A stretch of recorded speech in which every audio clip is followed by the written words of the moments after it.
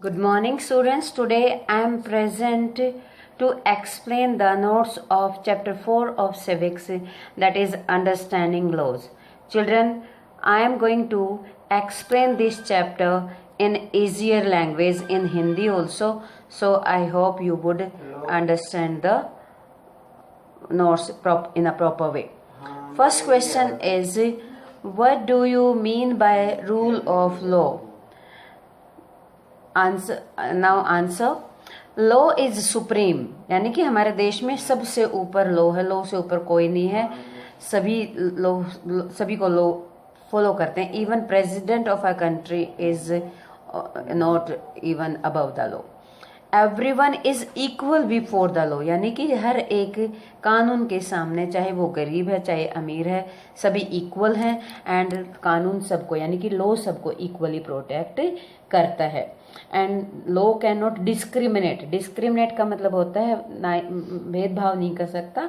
Law on the basis of caste, यानी कि जाति के नाम पर या कलर के रंग के नाम पर, रिलीजन धर्म के नाम पर या जेंडर के नाम पर मेल फीमेल में कानून कोई अंतर नहीं करता. सेकंड क्वेश्चन है, state 2 reasons why historians refute the claim that the British introduce the rule of law in India.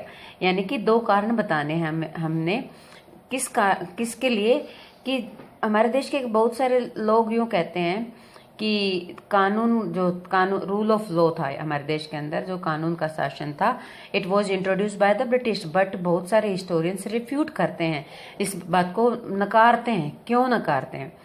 The colonial laws were arbitrary. वो ये कहते हैं कि कॉलोनियल लॉज आर्बिट्रेरी थे, यानी कि वो फुल ऑफ क्रुएलिटी थे. कैसे? Sedition act of 1870 and Rowlatt Act of 1990. These are the 2 examples which 2 laws were passed by them, but they were arbitrary. I would explain in these 2 laws in last question. And second ये था कि the Indian nationalists played, यानी कि Indian nationalist ने भी बहुत important role play किया था हमारे देश में लॉ को डेवलप करने में during the British rule. Britishers तो मनमाने कानून बना देते थे, पर हमारे नेशनलिस्ट भी उनको क्रिटिसाइज करते थे. नेक्स्ट था इंडियन लीगल प्रोफेशन, यानी कि हमारे देश के जजेस वगैरह जो थे, उन्होंने बहुत बड़ा रोल प्ले किया था. कैसे? कि वो लॉज को यूज करते थे हमारे देश के लीगल राइट्स को, यानी कि हमारे देश के लोगों के जो कानूनी अधिकार थे उनको डिफेंड, यानी कि उनको सुरक्षित, उनकी रक्षा करने के लिए वो लॉज को यूज करते थे. और इंडियन जजेस ने भी बहुत ज़्यादा इंपॉर्टेंट रोल प्ले किया था डिसीजन मिलाने में.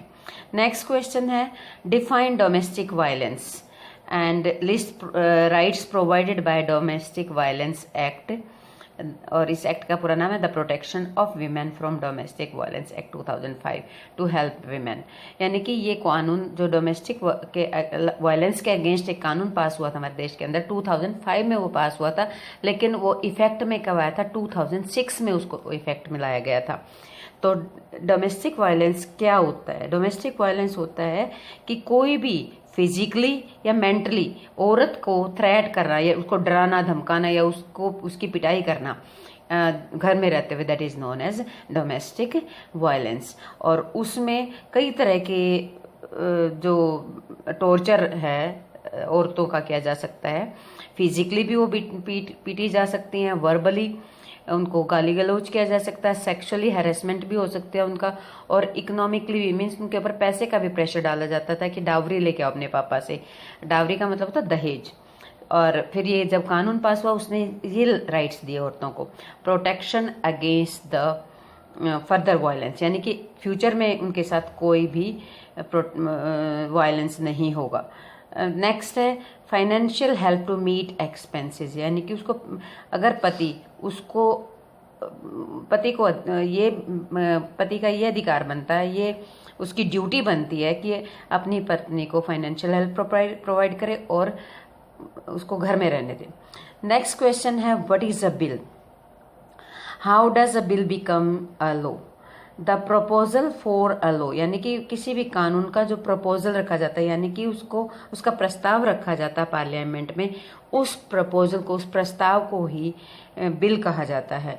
तो हमारे देश में 2 तरह के बिल होते हैं, ordinary bill and money bill. Ordinary bill होता है साधारण बिल, कोई भी किसी भी तरह का, जैसे कि अभी 3 तलाक वाला कानून था, जो मुस्लिम्स को तलाक दिलाने वाला, 3 तलाक बोलते थे ना, तो उनका तलाक हो जाता था। ऐसे कानून ऑर्डिनरी होते हैं। और कोई पैसे से कंसर्न बिल होता है, that is known as money bill. So bill को 3 प्रोसीजर से गुजरना पड़ता है, तब वो कानून बनता है। पहले स्टेप में क्या होता है, रीडिंग 1 होती है, उसमें copies of bill are given to the members, यानी कि उस बिल की फोटोकॉपी करवाकर मेंबर्स ऑफ पार्लियामेंट को डिस्ट्रीब्यूट की जाती हैं, और उस कॉपी के अंदर ही उसका क्या पर्पज है बिल का, ये एक्सप्लेन किया जाता है। फिर एक एक sentence, close by close means एक एक सेंटेंस के साथ डिस्कशन होता है सभी पार्लियामेंट के मेंबर्स में। फिर सभी पार्लियामेंट के मेंबर्स इकट्ठे बैठते हैं और उस पर्पज को सब इकट्ठे भी डिस्कस करते हैं और वोटिंग करते हैं उसके ऊपर। वोटिंग में अगर उस कानून के फेवर में, अगर उस बिल के फेवर में ज़्यादा मेजोरिटी मिल जाती है, तो वो बिल फिर नेक्स्ट हाउस में भेजा जाता है, दैट इज राज्यसभा। लोकसभा और राज्यसभा 2 हाउस होते हैं ना पार्लियामेंट के, तो पहले लोकसभा में होता है, फिर उसमें राज्यसभा में जाता है। नेक्स्ट अगर राज्यसभा से शुरू होता है तो लोकसभा में आ जाता है। फिर बिल को तभी फाइनलाइज किया जाता है, उसके बाद प्रेसिडेंट के पास भेजा जाता है, प्रेसिडेंट उस पर साइन करता है, तभी बिल एक कानून बन जाता है। तो ये एक ऐसा प्रोसीजर है हमारे देश में जो कि एक बहुत ही कॉम्प्लिकेटेड प्रोसीजर है। तभी तो हमारे देश के कॉन्स्टिट्यूशन को कहा गया है कि Indian constitution is a rigid as well as flexible also. So next question is what explain the Sedition Act of 1870. According to this act, Sedition Act of 1870 यानी कि 1870 में बना था। इसमें क्या था, इफ एनी पर्सन प्रोटेस्ट करता है या यानी कि लड़ाई करता है ब्रिटिशर्स के अगेंस्ट, कोई रिबेलियन करता है या उनको क्रिटिसाइज करता है, उनकी कमियां निकालता है, तो British government could arrest without due trial, यानी कि उस पर कोई मुकदमा या केस वगैरह किए बिना उसे अरेस्ट कर सकती है ब्रिटिश गवर्नमेंट। ऐसा ही एक कानून मैंने पहले भी एग्जाम्पल में बताया था, रॉवलेट एक्ट। रॉवलेट एक्ट क्या था, वो 1990 में पास हुआ था। आपने जलियांवाला बाग मैसेकर का उदाहरण तो सुना ही होगा, जब बैसाखी के दिन बहुत सारे लोगों को मार दिया गया था, तो वो उसी कानून के विरोध में स्ट्रगल कर रहे थे, तब हुआ था ये। तो इस कानून के अकॉर्डिंग भी वो भी इसी जैसा ही एक कानून था। रॉवलेट एक्ट में इम्प्रिजनमेंट कर सकते थे किसी भी इंडियन का, तो these were same. That's all children, I hope you have understood the notes of this chapter. I will meet you in next video.